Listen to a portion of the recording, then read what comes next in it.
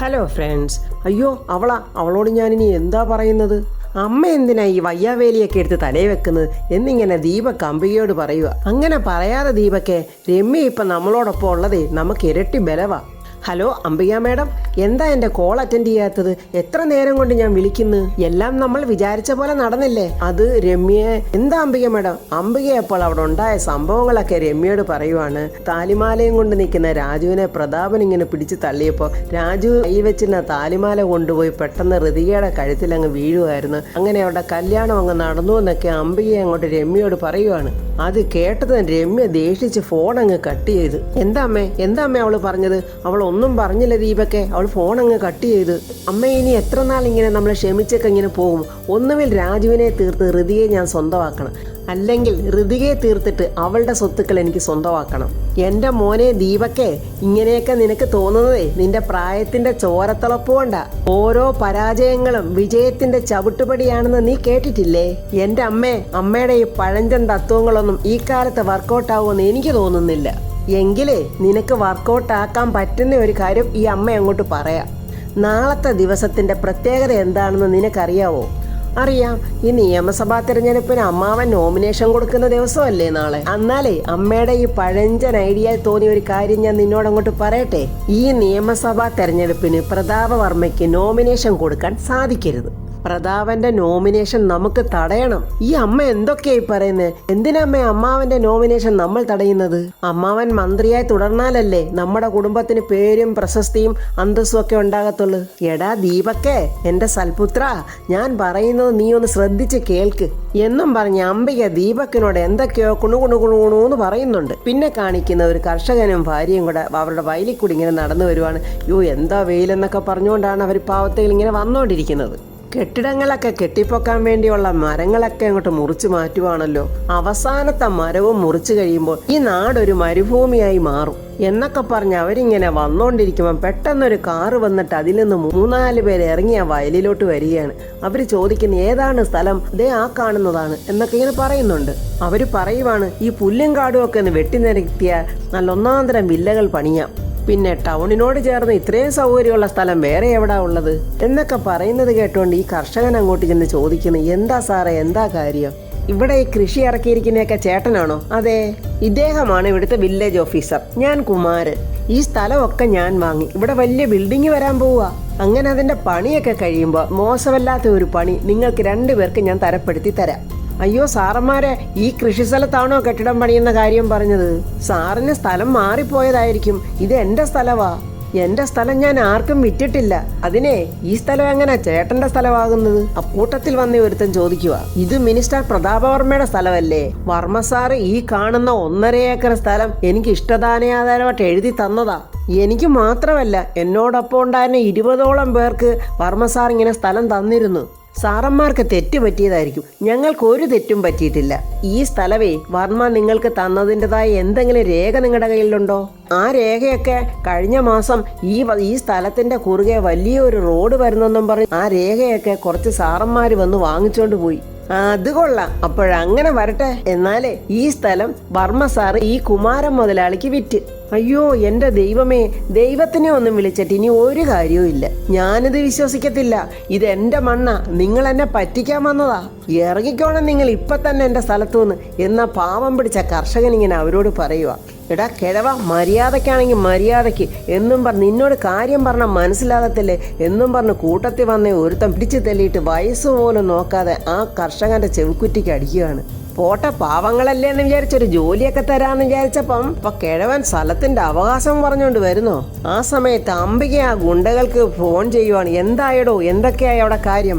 നമ്മൾ പറഞ്ഞ പോലൊക്കെ അവിടെ നടക്കത്തില്ലയോ? നമ്മൾ വിചാരിച്ചതിനേക്കാളും കൂടുതൽ സ്മൂത്തായിട്ട് കാര്യങ്ങൾ നടക്കും മേഡം.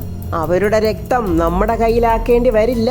പറയുന്നത് കേട്ടിട്ട് അവര് തന്നെ ആത്മഹത്യ ചെയ്യുമെന്നാ തോന്നുന്നേ.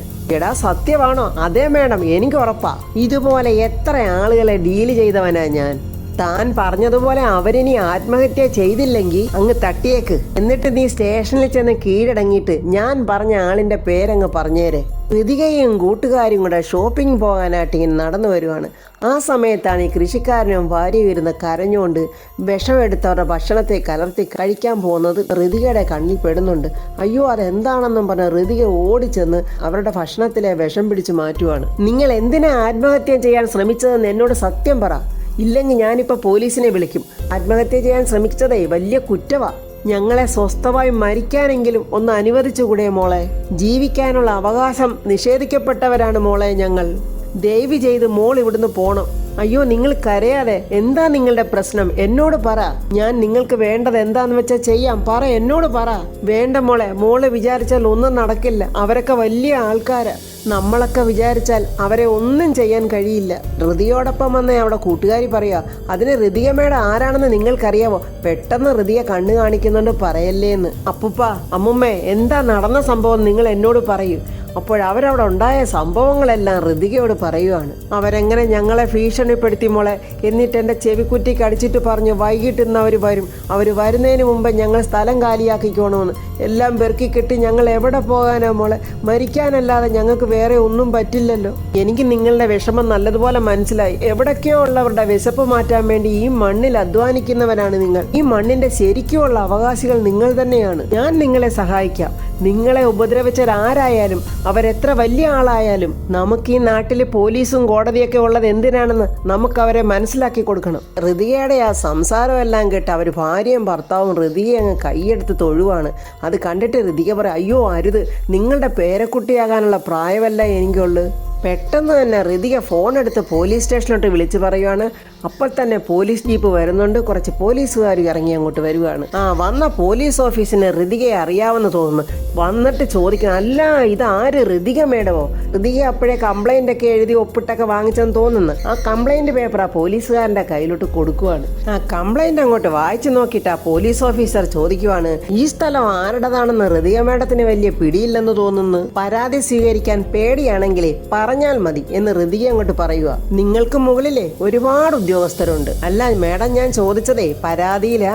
ഇവർക്ക് ഈ സ്ഥലം നൽകി കബളിപ്പിച്ച ആളിന്റെ പേര് ഇതിനകത്തില്ല, അതുകൊണ്ട് ചോദിച്ചതാ. പിന്നെ മേഡം ഇതിൽ സാക്ഷിയായിട്ടൊരു ഒപ്പുകൊണ്ടിട്ടാൽ മതി. ഋതിക കംപ്ലൈന്റ് പേപ്പറിൽ സാക്ഷി ഒപ്പിട്ട് അങ്ങോട്ട് കൊടുക്കുന്നുണ്ട്. എന്നാലേ സാർ ഇത് കൊണ്ടുപോയി വേണ്ട നടപടികളൊക്കെ അങ്ങോട്ട് എടുത്തോ. കിളവാ, ഞാൻ സ്റ്റേഷനിൽ വിളിപ്പിക്കുമ്പോഴേ അങ്ങോട്ട് വന്ന് പരാതി എന്തോന്ന് വെച്ചാൽ പറഞ്ഞോണം. ഋതികയ്ക്ക് അതങ്ങോട്ട് കേട്ടപ്പോൾ ഭയങ്കര ദേഷ്യം വരുവാണ്. CI സാറേ, ഇപ്പൊ സംസാരിച്ചത് പോട്ടെ, ഇനി സംസാരിക്കുമ്പോഴേ കുറച്ചുകൂടെ മാന്യതയോടെ സംസാരിക്കാൻ പഠിക്കണം. അതിനെ ഇവരെന്റെ മേലുദ്യോഗസ്ഥരൊന്നും അല്ലല്ലോ. ഇവർക്കൊക്കെ ഇത്രയ്ക്കൊക്കെയുള്ള മര്യാദ മതി. അത് സാറ് തന്നെ തീരുമാനിച്ചാൽ മതിയോ? നിങ്ങൾക്കും നിങ്ങളുടെ മേലുദ്യോഗസ്ഥന്മാർ മുകളിലാണ് ഇവരുടെ സ്ഥാനം. ഞാൻ എന്താ പറഞ്ഞൊന്ന് മനസ്സിലാക്കണമെങ്കിലേ ഒരു ദിവസം ഒന്ന് പട്ടിണി കിടന്നാൽ മതി.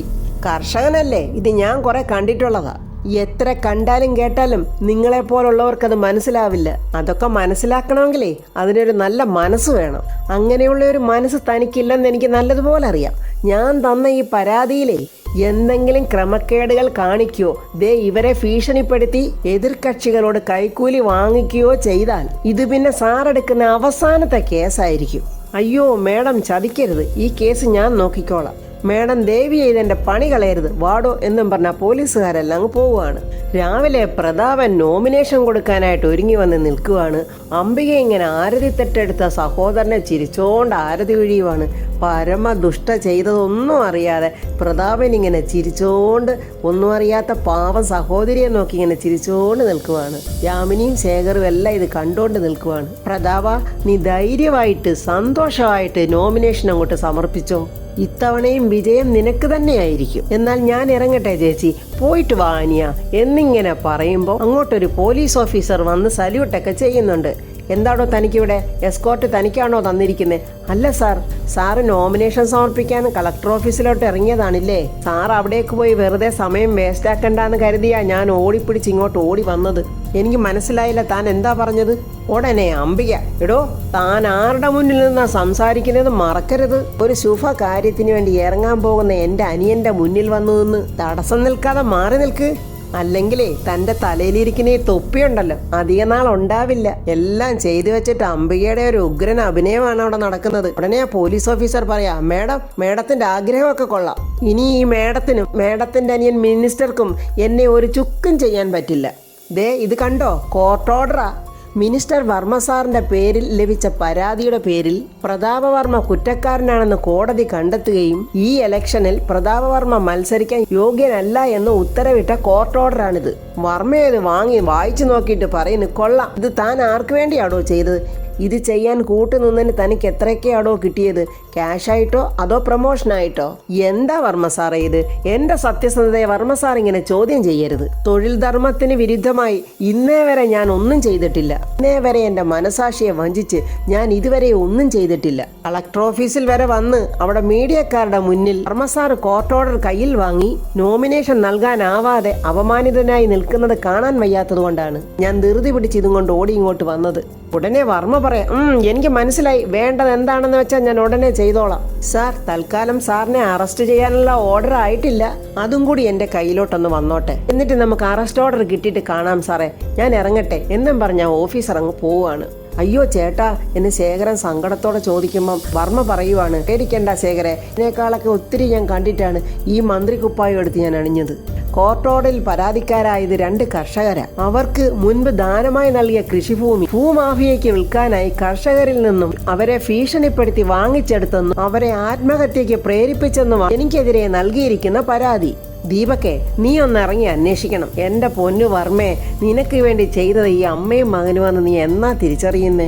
പ്രതാപന്റെ മുന്നിൽ അംബിക അങ്ങോട്ട് മുതലക്കണ്ണീരൊഴുക്കുവാണ്. പാവം പ്രതാപൻ ഇതൊക്കെ എപ്പം മനസ്സിലാവുമോ? എന്താണ് ഇനി അവിടെ നടക്കാൻ പോകുന്നത്? നോമിനേഷൻ കൊടുക്കാൻ പ്രതാപന് പറ്റുമോ എന്ന് അടുത്ത വീഡിയോയിൽ കാണാം. അപ്പോൾ ഫ്രണ്ട്സ്, അടുത്ത വീഡിയോയുമായി നാളെ കാണാം. എൻ്റെ വീഡിയോ ഇഷ്ടപ്പെട്ട ലൈക്കും കമൻസും സബ്സ്ക്രൈബ് ചെയ്യാത്തവർ സബ്സ്ക്രൈബ് ചെയ്യണേ.